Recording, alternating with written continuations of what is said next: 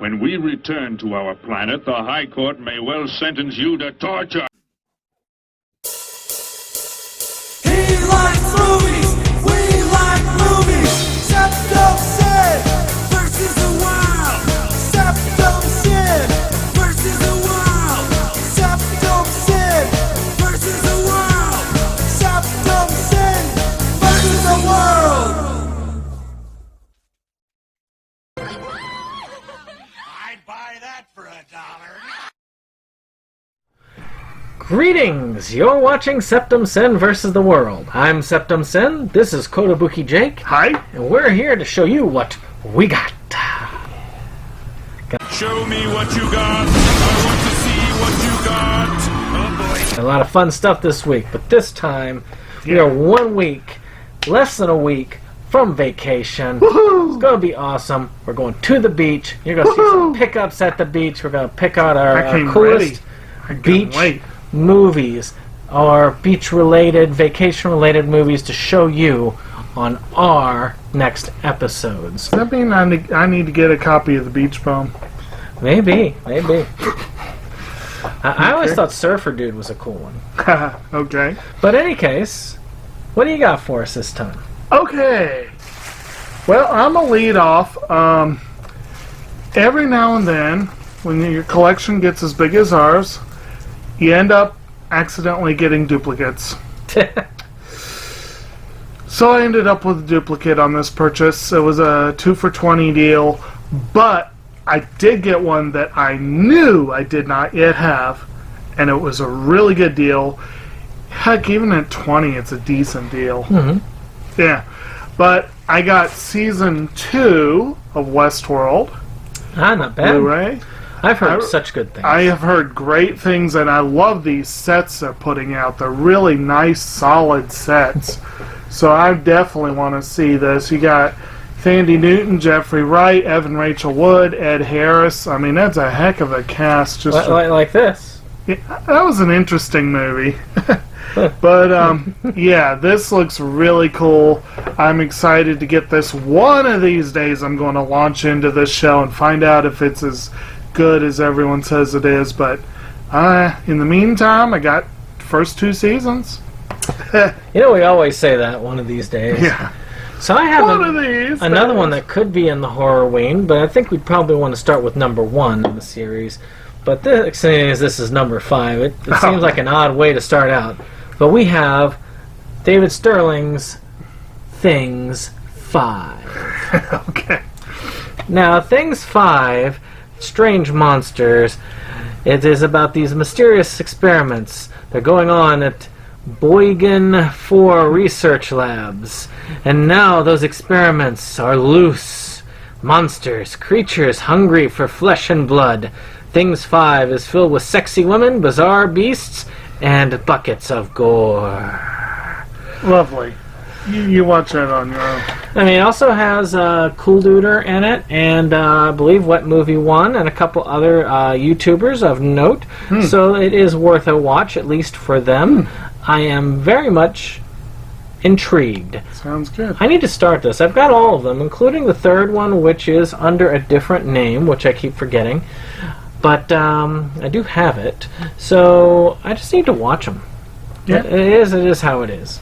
Like we were just saying, one of these days. One of these days. So, next up, we're going to launch back into, we're going to pretend it's July again. I actually have another round of Criterion movies. Woo! And one thing I do every year, probably shouldn't, but as I've made plain on this channel, I collect as much as I can of the Criterion collection, and whenever I can find what I consider to be a pretty darn reasonable price.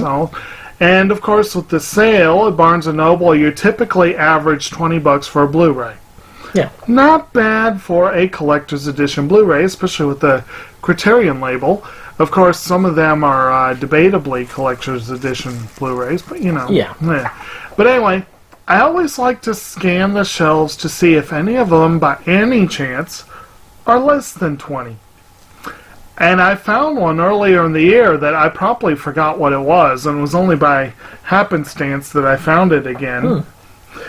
But that was this film here. This is called Gate of Hell. Ah, yes. It's a Japanese film from 1953, and it is by Teinosuke Kinosaga. And this one was a mere $15 on Blu-ray. I swear, I know I have it. I wonder It's if I very got the colorful. It's alternate bright color. orange. Oh, But I don't know an extraordinary. It was a winner of the Academy Award for Foreign Language Film and Costume Design. So that could be pretty cool. And it's basically, let's see, a visually sumptuous, psychologically penetrating work from Kinosaga. In the midst of epic, violent intrigue in 12th century Japan, an imperial warrior falls for a lady-in-waiting. After he discovers she is married, he becomes frenzied in his attempts to win her love, etc., etc.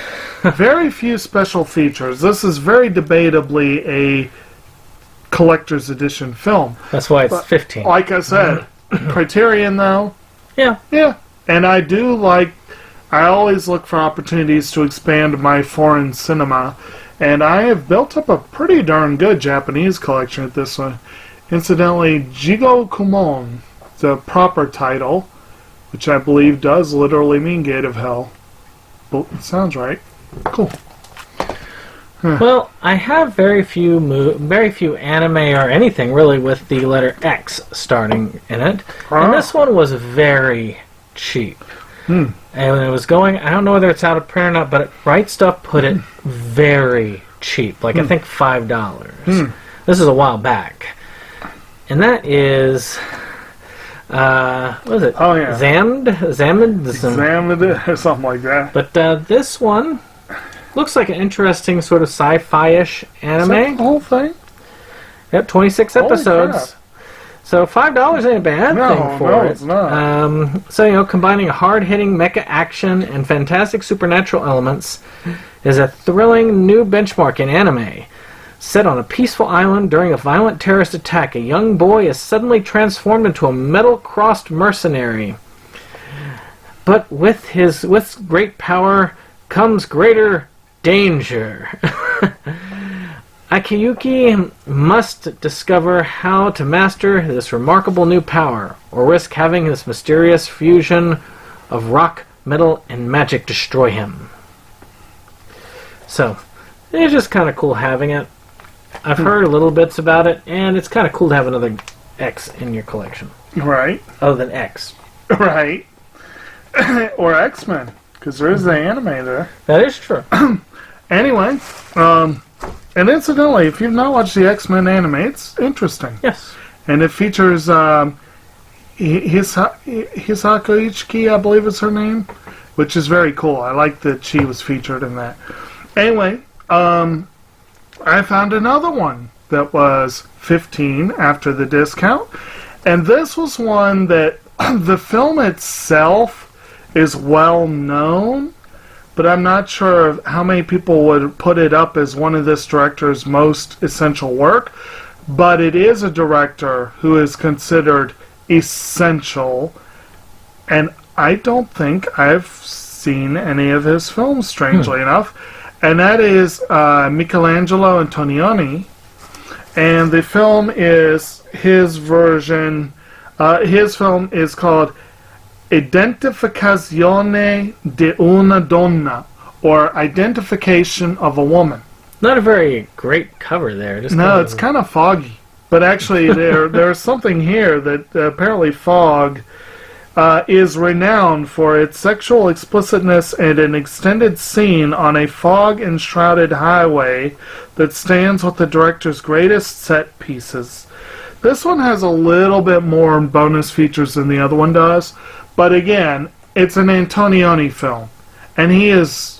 I can't believe I have not seen any of his stuff. I think he was the one that did Blow Up, if I remember correctly, which is one I really need to see. Yeah.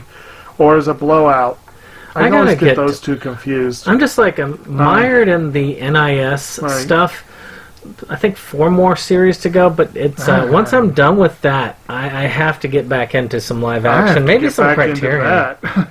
But And also, it's notable that I have to admit, most of what I've seen so far in Italian cinema, I've generally enjoyed it. So I know you haven't, and it generally puts you to sleep. And there's the whole joke with Fellini, but I have to give this one a look. And this is from '82, so I think it's actually one of his later films. But anyway. Alright, so my next one is a series that I wait until it goes on sale.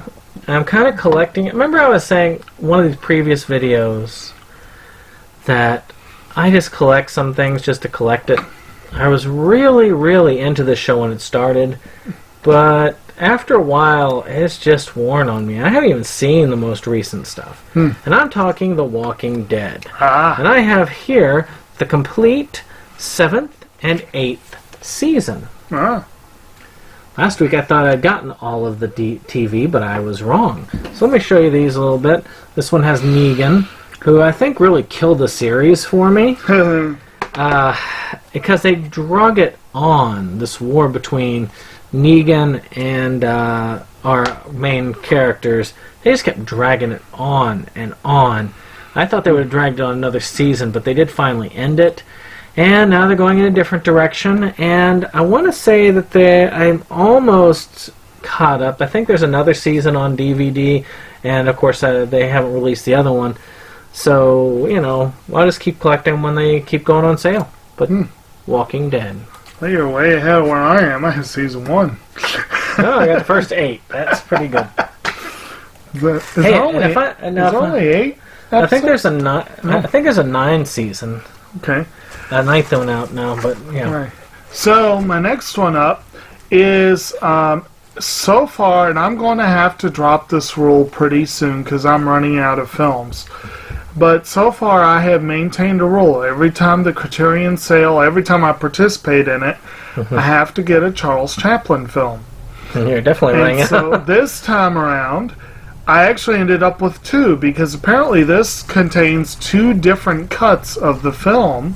This is one I've never seen before and I need to see, and it's called The Kid. Good and one. this contains both the original 1921 version and Charles Chaplin's personally recut 1972 version.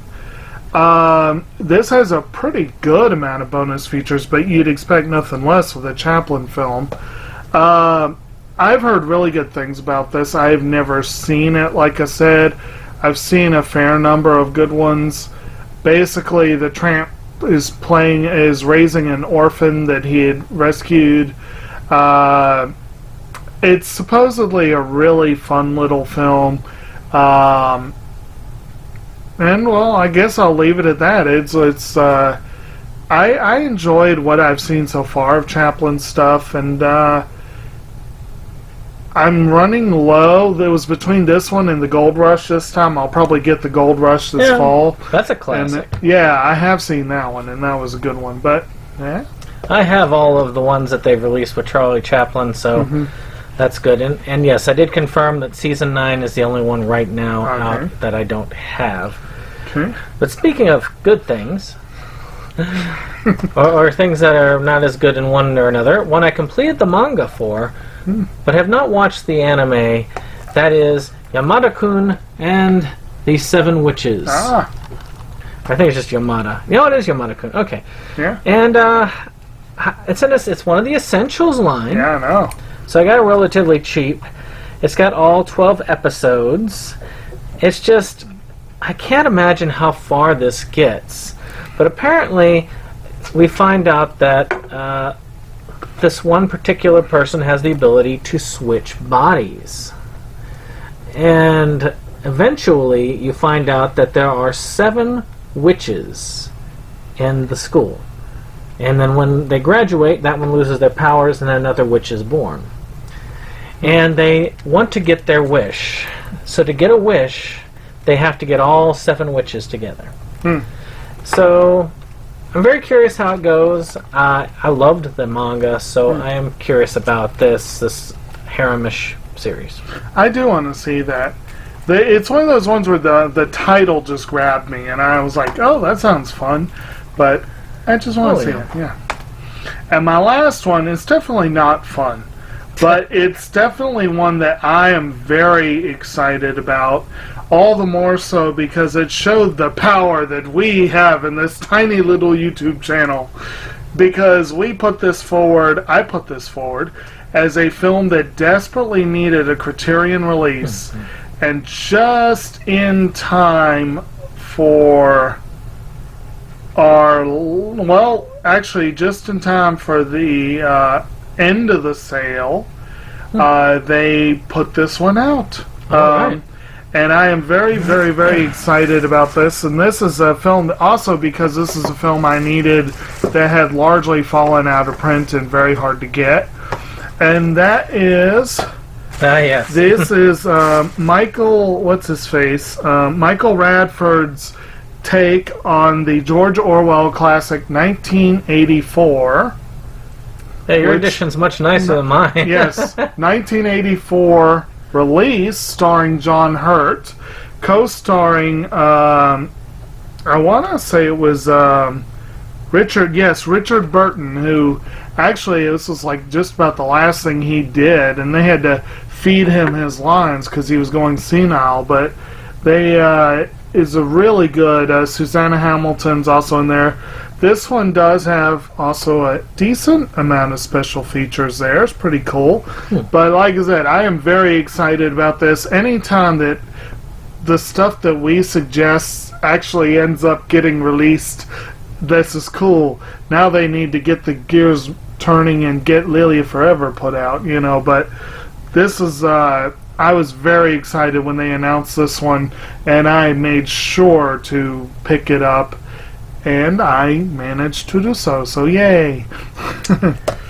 Well, my last one is another one that I think probably could go on the Criterion list. It is definitely one that up until its re-release was, like 1984, hard to get.